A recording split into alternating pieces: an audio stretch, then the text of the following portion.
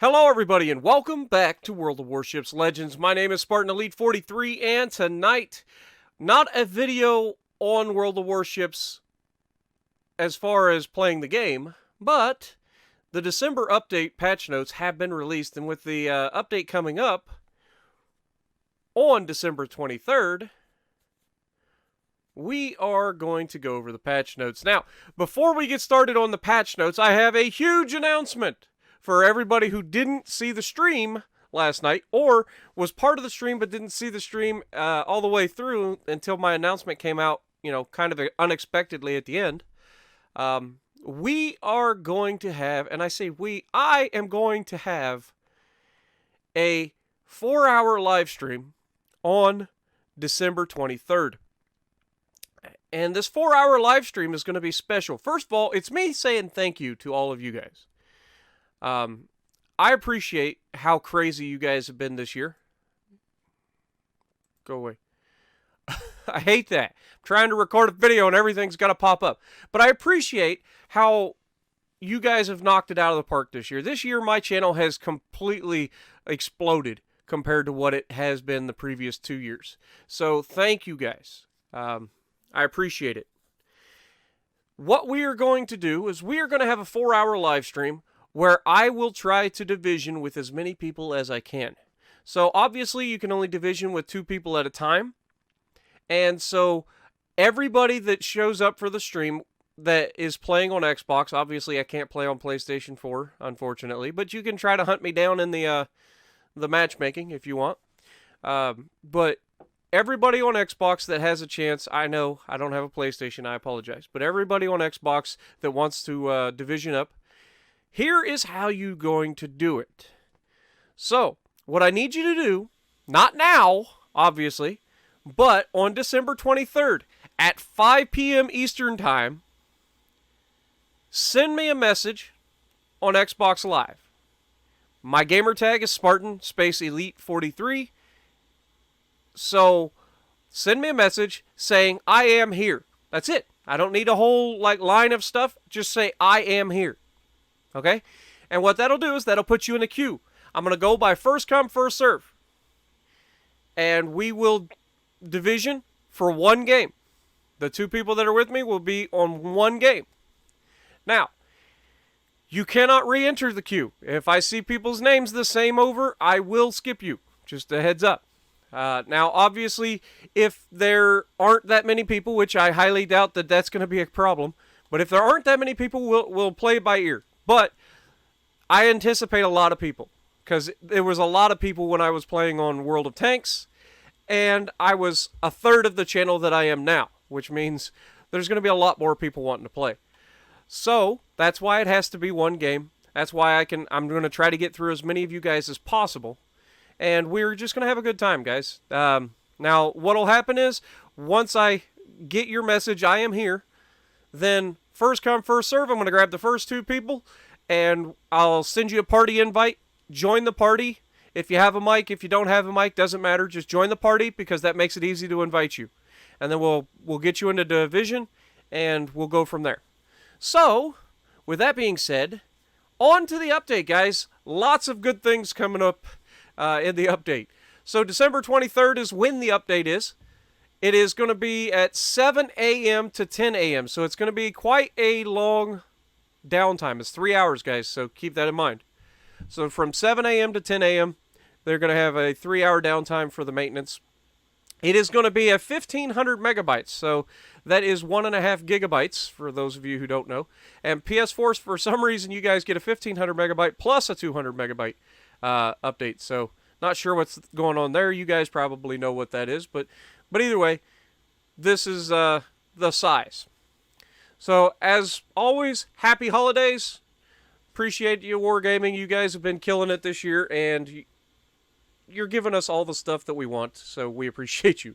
New York port is going to be a thing, and I'll be honest, it looks pretty awesome. We'll have to wait and see, but it does look pretty freaking good if you ask me. But maybe I'm slightly biased. Now, I'm not a city slicker by any stretch of the imagination. I live in the middle of the forest, for God's sakes. But it is a pretty big spectacle, and it'll be a nice change of scenery. as long as it isn't as dreary as the Halloween one was. I wasn't a big fan of that one. But Santa containers are coming as well. A good way to get some supplies and premium ships. We'll sprinkle some Secret Santa containers along your journey through this update, and you'll be able to purchase the Super Santa containers in the shop. So, sounds to me like they're going to have some missions out there for you to complete. You'll get special containers, and as you get those containers, you will be able to... now, the Secret Santa container is not directly purchasable. You actually have to earn those.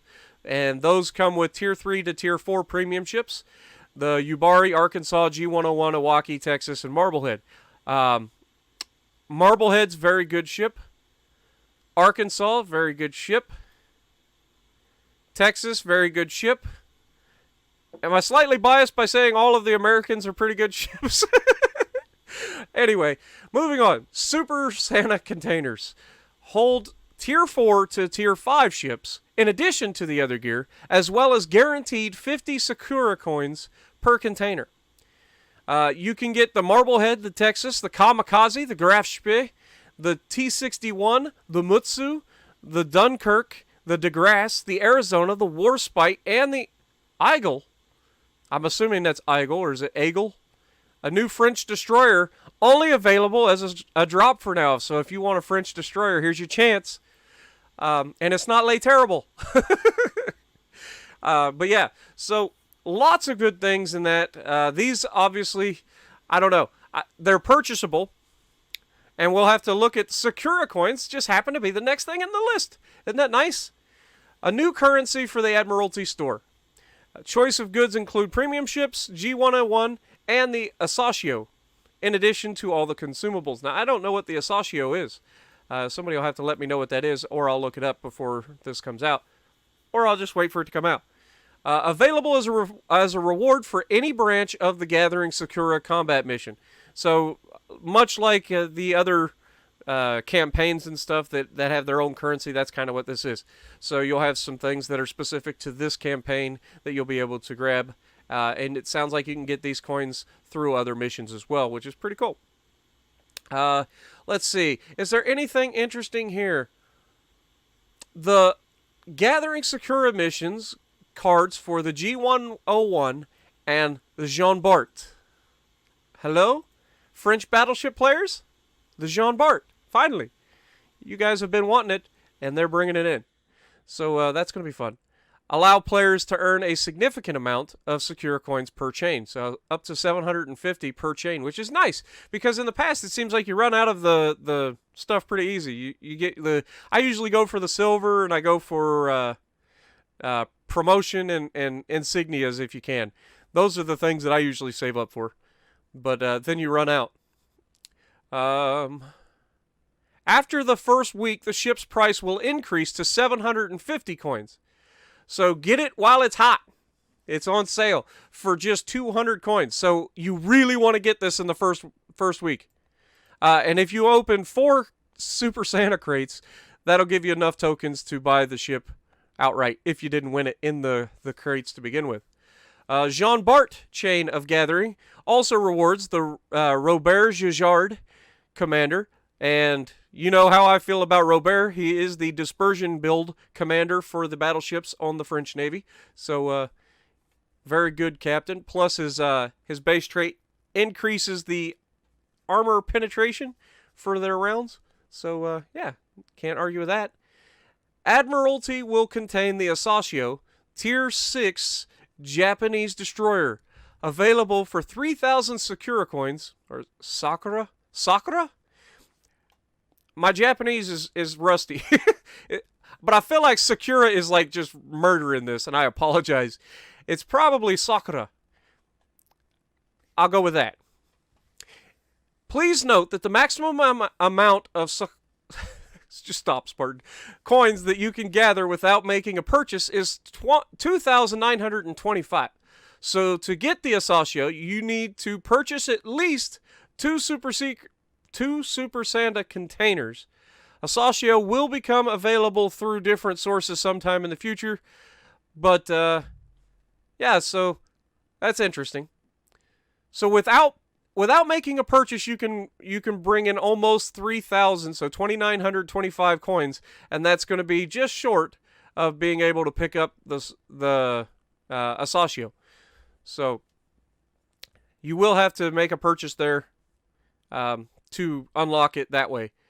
So just a heads up there. Understand that completing the overwhelming power missions in full may require you to have more than 2 Yamato battles a day, which would require purchasing kite tokens from the store. So the 2,925 number is only valid if you're showing outstanding results.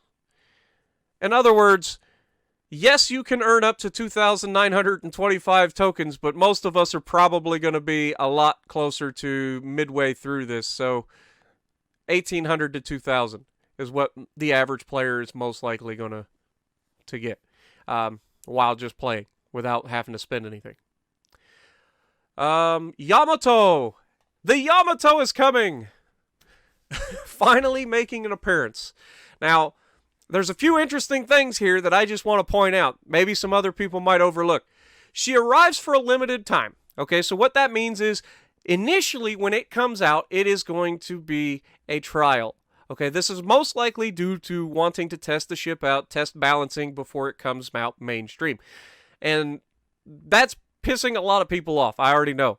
I've already heard from a lot of you guys saying you're upset that they're putting it behind a paywall or that, but they're really not, and I'll explain. But it is the first legendary tier ship. Listen to this. Legendary tier ship. That to me sounds like a tier 8. And Yamato is the first. Keyword first, which means there are plans for more. AKA, please give us Mighty Montana.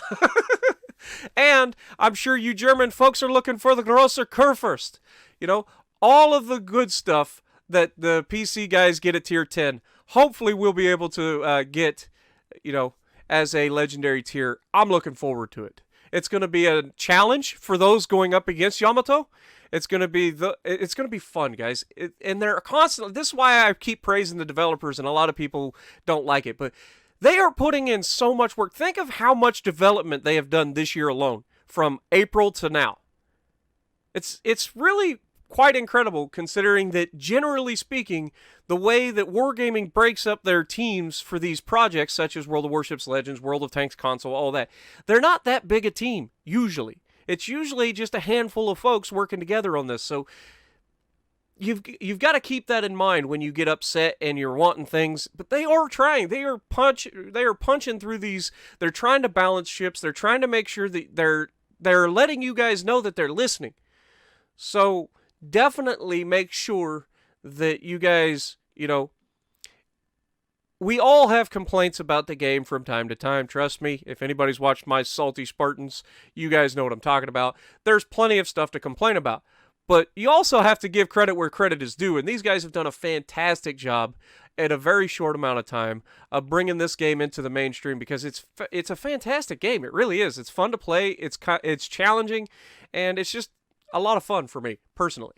So keep that in mind when we're looking at this stuff. Some facts. Second week of update, the Giant of the Sea mission becomes available. The Giant of the Sea is the mission that you will get to earn tokens. And those tokens you can use. And also, finishing the mission awards you with 2 special patch elements. There you go. Probably a background and then a foreground. So that'll be fun. Or a symbol, as they call it. But once you're done with that mission, the Yamato can be taken to battle by spending kite tokens, which in turn are obtained from daily logins and daily missions, as well as purchased from the store. So there you go. As I said, it is not behind a paywall, guys, necessarily. According to this, daily logins will give you a couple tokens probably, and then daily missions will also give you tokens. And you can purchase them from the store if you want more time with Yamato. Okay, I'm probably going to be doing that because somebody needs to make some videos. You know what I'm saying? So Yamato replaces 3 ships in the matchmaking. Okay, and what this means is the matches are normally 9 versus 9. Okay, you're going to have, instead of having 8 other teammates, you're going to have 5 other teammates.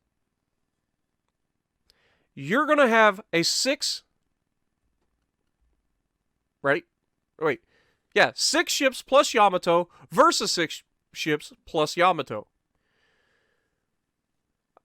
Some matches are going to be 4 Yamatos versus 4 Yamatos in a new mode that I'm interested to see. Now, I've never seen Epicenter mode. I might have to look it up. Or maybe this is something that is a console exclusive. I don't know. You guys will have to let me know. I didn't ever play. I played PC for a very short amount of time. Didn't really get a chance to experience a whole lot. So let me know if you guys know what Epicenter mode is.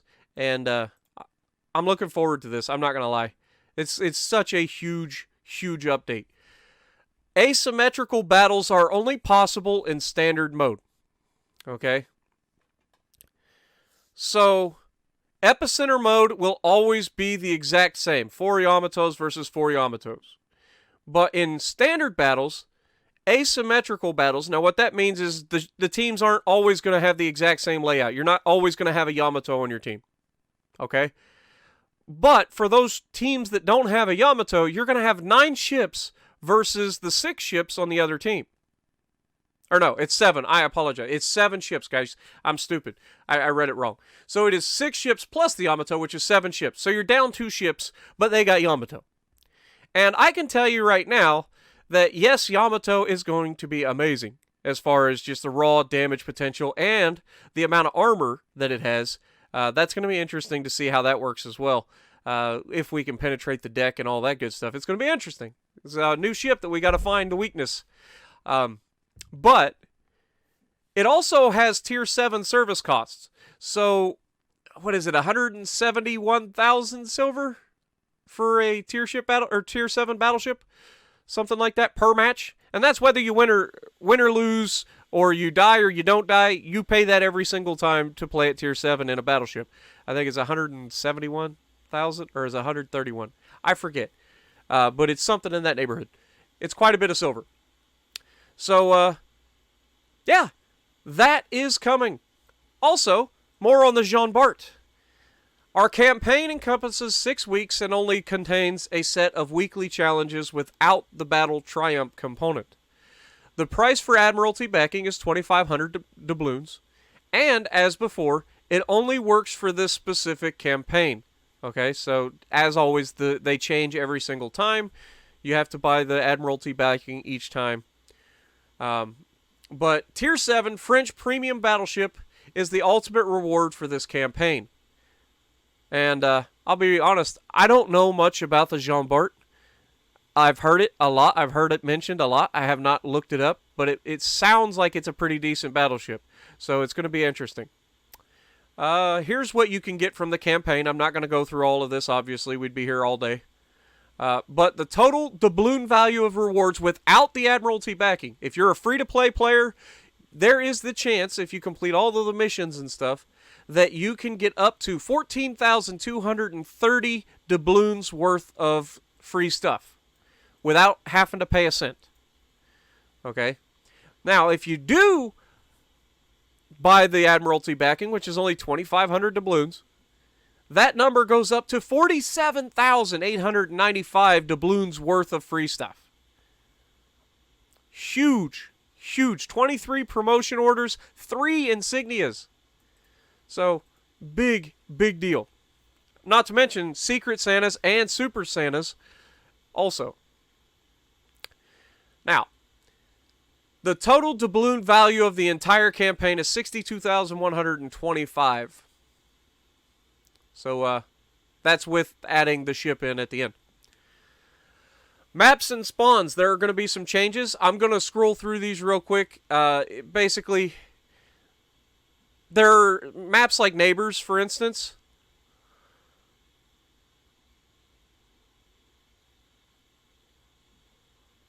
Okay, so they're moving. It looks like they're moving the 2 cap points closer. The 2 bases closer.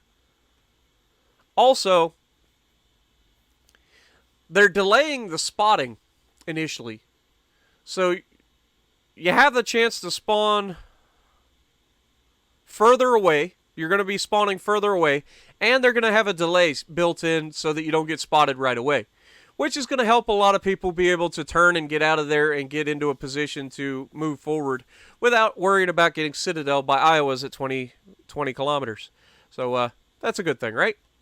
Haven, Trident, Estuary, and Neighbors all having their own changes to the spawns. Maps that had spawns and caps tweaked to accommodate. So this is the high tier spawns with delayed spotting have been introduced for the following. So that was Neighbors, Haven, Trident, and Estuary. And then maps that have had the spawns and caps tweaked to accommodate for better balance for all the tiers is Strait, Shards, North, New Dawn, Ring, Two Brothers, and Big Race. So basically all the maps have had some balancing tweaks. So it'll be interesting to see how that plays out. And some of the maps will also appear less in the matchmaking. Please, God, be North. I hate North. This map could be like bottom of the list. I'd appreciate it. The rest of them I can deal with, but I hate North. I really do. I do terrible on that map. Spartan, that's your own fault. I know. Maybe. But you know me. If I can find something else to blame, I'll do it. So we have some balancing, a.k.a. nerfing, buffing, whatever, for Tier 6 and 7 ships. Like the York getting a buff, and it needed it. Because I hated the York. But of course, the York gets buffed right after I just got the Hipper. That's how that works, right?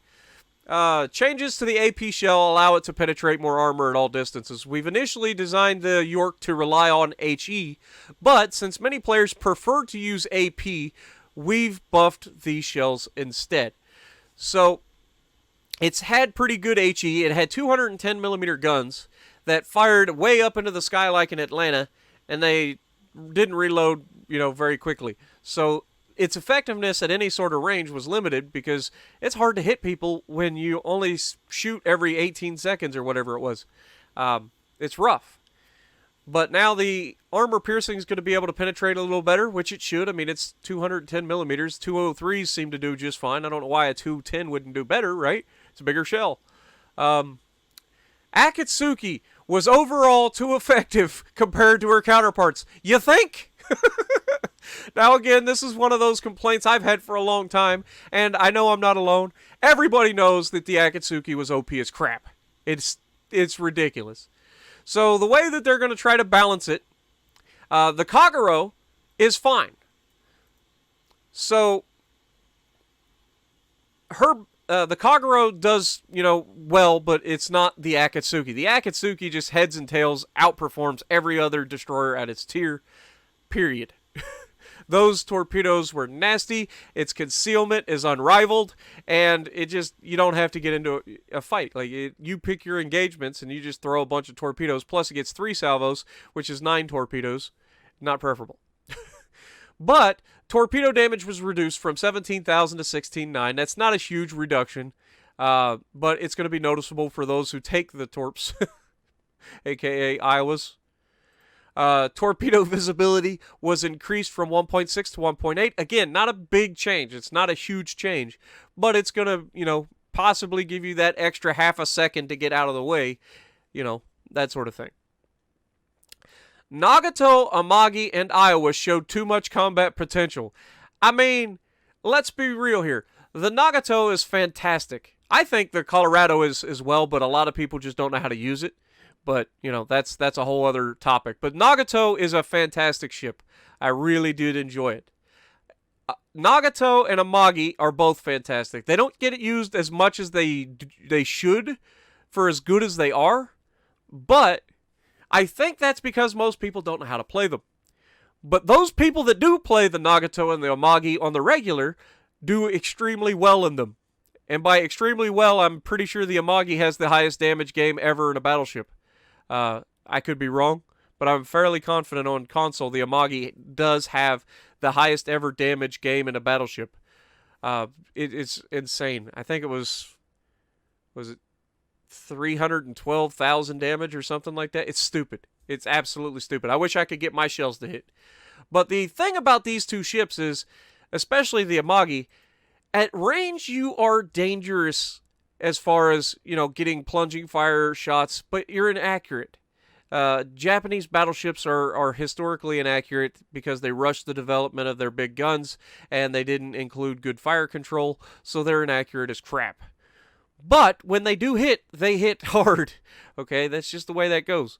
The Amagi has turtleback armor, I know. I'm not 100% sure about the Nagato. But the Amagi definitely has turtleback armor. So, in other words, and you notice it in the Amagi too, because at distance you can kind of get picked apart.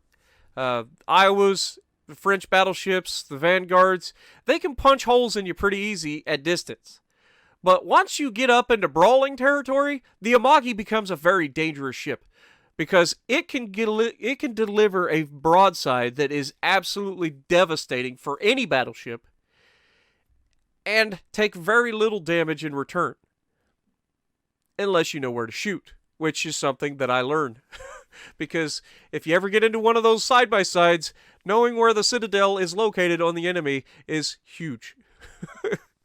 So, anyway, and Iowa, we all know the Iowa is a touch on the positive side, though I think it's more of the design of the ship as opposed to a balancing issue with the ship, because I feel like the ship is pretty balanced. If you give up too much side, you get citadeled, even by cruisers. The side armor is extremely weak. It doesn't turn for crap.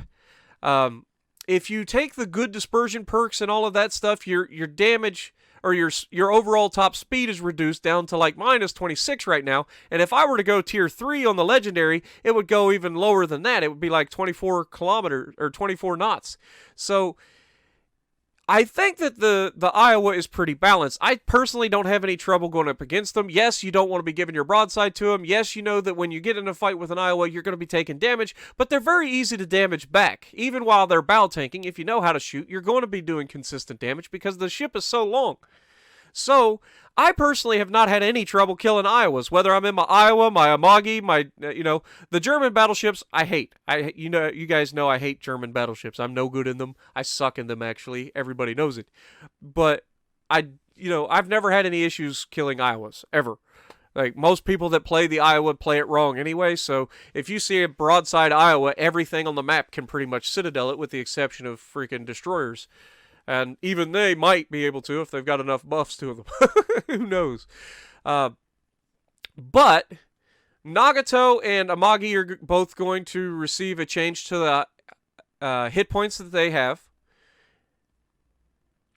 They're going to change. If you're not familiar with how the hit points is allocated throughout the ship, there's a great video on YouTube. I can't remember who did it, but there's a great video on YouTube explaining it. It might have been Wargaming themselves, explaining how each ship has hit points in the bow of the ship, in the citadel of the ship, and the rear of the ship. And by doing damage to the front and the rear of the ship, you can actually run out of damage that you can do to the front. If you make the front of somebody's ship go completely dark because you've been hitting it over and over again, there's a chance that you just get over penetrations and do no damage whatsoever. And so and then of course the Citadel has enough hit points to be able to take out the entire ship. So you're always going to be able to do damage by hitting the center of the ship towards the waterline because that's where the Citadel is located. But you know what I'm saying. So with that being said, Nagato accuracy was reduced due to the highest effectiveness among all Tier 6 battleships. The maximum damage of the armor-piercing shells was reduced from 12.6 to 12.1, which again is not a huge difference. You're going to notice it at the end of the game, but during the chance, you're really not going to notice these too much. Nagato was going a little bit over the line in her win rate, therefore she receives a slight nerf to her firing capabilities. Okay, so in other words, people that were using the Nagato that knew what they were doing, because it's a great ship and so is the Amagi, people that use them were doing really well in them. And because there's not that many people using them, that makes the stats appear to be worse. You know what I mean? Because there's less people doing better damage than the rest of the battleships. Whereas the Iowa has a whole bunch of people playing it. You can see it in every match, right? You see one, two, three, sometimes four Iowa. No, hopefully not. Not anymore anyway, with all the extra battleships that are out there. But the Iowa is played by everybody, it seems like, at some point. So, with that being said, you've got all of the people that can balance out those of us who do really well in it. I personally do pretty well in the Iowa. So, for every one of me that do really well in the Iowa, there's also a bunch of people that don't do so well in the Iowa. And those are the people that say they don't understand why they never make money at Tier 7. Even though now we have an economy section that tells you why. But, again, that's a point for another time. So, that's why the Iowa's stats look worse than these other ships. The Amagi's maximum damage of armor-piercing shell was also reduced from 12.6 to 12.1, just like the Nagato. The rudder shift time, this is the hurt. Okay, this is the hurt. Now, I don't remember what my Iowa's is, but this is a significant change. The first one from Hull A, 27 to 28, not a big deal. 22.6 to 26 points, that's a 4-second difference. That's ridiculous. It's still an improvement from the Hull A, but not by much. And I don't know, like I said, I don't know what my Iowa's is right off the top of my head, but I know the Iowa struggles to turn. And the reason this is going to hurt the Nagato and the Amagi, well, the Amagi so much, is because you have to get those rear guns involved. What is it? 4 guns on the back? You got 2 at the front and 3 or 4 at the back. I can't remember as far as turrets go. And that's most of your firepower is in the back of your ship. So you need to be able to turn your ship to be able to get those guns involved. You don't want to be sitting broadside on in front of everybody, especially considering you also get a nerf to your hit points from 59,300 to 56,300. So you're losing 3,000 hit points. And on the Hull B, you're going from 66,000 hit points to 62, so you're losing 4,000 hit points. I think they may be going a little too far here. Time will tell, right? But I think that they're going a little bit too far with the Amagi, especially with this turning. I'm not 100% sure, but that's going to hurt it really bad. The hit points with the healing ability and all that, it's not that big a deal. But this is going to hurt right there. That's going to hurt. Because like the Colorado, when you fire, you want to wait for the enemy to fire so that you're not going to be taking shots while you're turning. And then you want to swing the rear around, get guns on target, and then get back before they can reload. That's the whole point of those kinds of ships. That's how you want to play them. And with that nerf in particular, that's going to hurt that ship so bad. It's going to take 4 extra seconds to do its thing. That hurts. But anyway, Amagi is not the most popular choice among the Tier 7 battleships. She is the most effective, hence the straight artillery nerf. And this goes right back to exactly what I was saying. I don't think it's necessarily the balance of the ship that causes it to be so much better. It's just the quality of the player playing the ship that makes it so much better. And the fact that there are less people playing the ship, the average damage is much higher and the average win rate is much higher because the people that are playing it the most are the best in it. And because it's not as popular as, say, the Iowa and the other ships that are more consistent as far as that goes, as far as, dispersion goes, those stats are bloated. And that's something we've run into on balancing in World of Tanks as well. This is nothing new. But I just want to point this out. Anytime you have these ships that are liked by better players, it's not necessarily that the ships are better. It's just that the caliber of player that is playing it the most is better. So just keep these in mind. But this one's definitely going to hurt. But anyway, finally, the Iowa is getting a nerf. Everybody has complained about it for so long that the Iowa is overpowered. The maximum damage of the armor-piercing shells was reduced from 13.5 to 13.1, which is not a huge decrease. It is more than these guys are losing, right? No? 500 and 400. Yeah, so we're losing 400 hit points on our citadels. That's it. Iowa was simply perceived as overpowered for a long time, and we want to call that perception a little bit. And while it is true that she's easier to take advantage of than the Amagi, we didn't want to go overboard future tweaks are still possible. So in other words, if they continue to see that this ship is outperforming others, then they will tweak it as necessary. But this goes right back to just what I was saying. The Iowa is an easier design to take advantage of because most of your firepower is in the front, which is where your armor is the most effective. It's a steep angle, it's hard to penetrate, though if you know what you're doing, you can still take advantage of getting multiple penetrations through the deck armor of an Iowa while it's bow tanking. And this is something I showcase in my videos all the time when I'm shooting at Iowas, when they bow tank. But everybody knows that 2/3 of your guns are on the front of the Iowa. There's no need to get the rear involved and take unnecessary damage. It's just not worth it.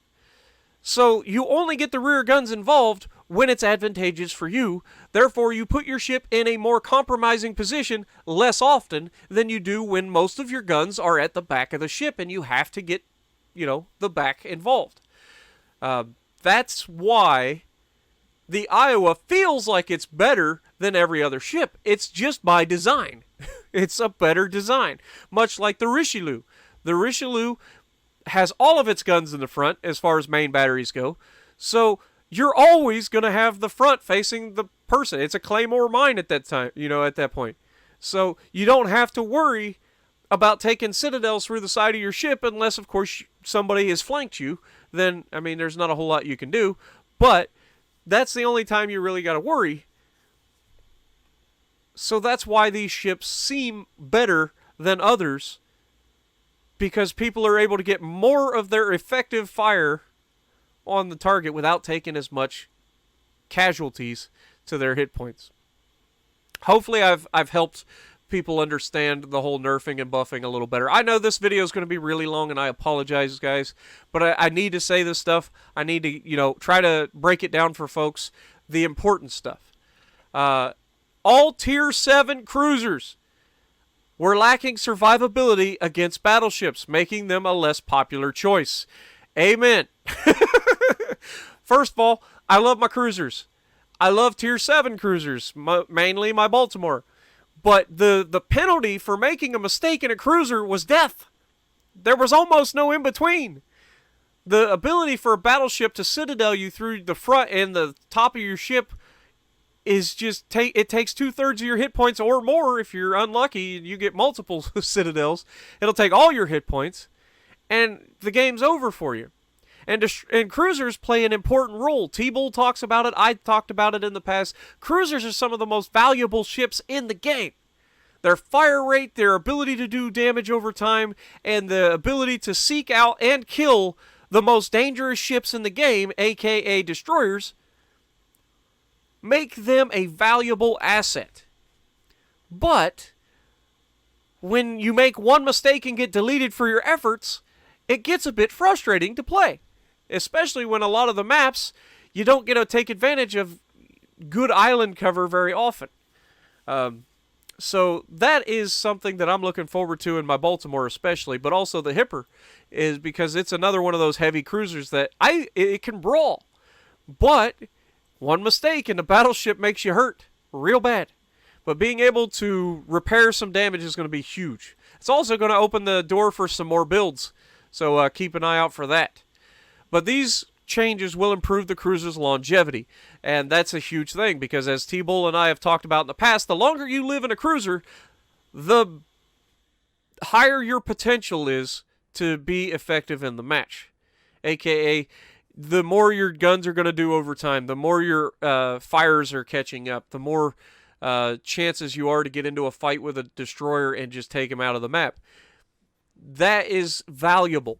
And so having these guys with the ability to do healing also helps us battleship guys as well. Because this means more damage for us, guys. Because they're going to be able to heal back some of their damage, it means we're going to be able to take more damage from them, which means you're going to see more higher damage games. Which means I might finally break 200,000 damage. Is that wrong that I'm thinking that instead of others? I apologize. But not really. So it's going to be huge. Getting the ability to do repair on your cruisers is going to be huge. And it doesn't look like it takes up an extra slot. It doesn't take up one of your slots. So if you had a sonar and a plane, now you have a sonar, plane, and a repair. The Baltimore, because it has radar and sonar, it's going to have radar, sonar, and the repair. Your leftover francs are compensated at a rate of 7,500 credits per token. So you're going to get 7,500 silver per token that's left over. Use them while you can, otherwise you're going to get some silver. Premium supply mission is now available for the Tier 7 premiums. Nice. So I'll be able to get some work done in the old Alabama, finally. Because that's about the only premium I play. Occasionally the Turpits, but I suck in it, so I don't play it very often. Now there's some bugs here. I'm not going to read all of these because I don't think any of them are really big for most of us. So considering these are rare bugs, frame rate, visual bug. So these maybe are the pertinent issues, and then for those rare cases, they've got these fixed as well. So hopefully you guys that have been having trouble will enjoy that. So hopefully I didn't bore you guys too much. I wanted to break these down in depth for the important stuff that I think people want to know about, and that's the best I can do. So don't forget, stream on the 23rd, which is Monday, and it's going to be a 4-hour live stream with you guys divisioning up with me. So if you like what I'm doing, punch the like button, leave a comment below, subscribe to the channel if you haven't already, and as always, I will see you in the next video.